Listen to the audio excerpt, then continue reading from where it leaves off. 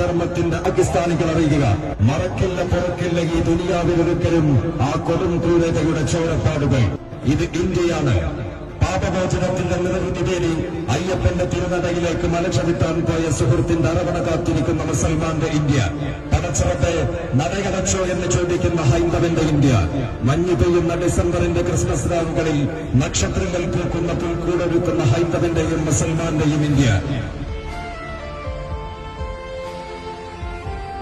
ഈ ഇന്ത്യയുടെ ആത്മാവിനെ മുറിവേൽപ്പിച്ച് പാകിസ്ഥാൻ ഭീകരർ കൊന്നു തള്ളിയ അനേകം അമ്മമാരുടെയും അനേകം സഹോദരന്മാരുടെയും അനേകം കുഞ്ഞു പൈതലുകളെയും മാതൃരാജ്യത്തിനു വേണ്ടി കരൾച്ചോര പകർത്തു നൽകിയ വീരമൃത്യു മരിച്ച അനേകം ധീരജവാന്മാരുടെയും ഓർമ്മകളുടെ ഓരങ്ങളിലേക്ക് 1000 സ്നേഹപൂക്കൾ സമർപ്പിച്ചുകൊണ്ട് ഈ ടൂർണമെന്റിന്റെ ഫൈനൽ പോരാട്ടത്തിന്റെ ഉദ്ഘാടന ചടങ്ങുകൾക്ക് തുടക്കം കുറിക്കുകയാണ്.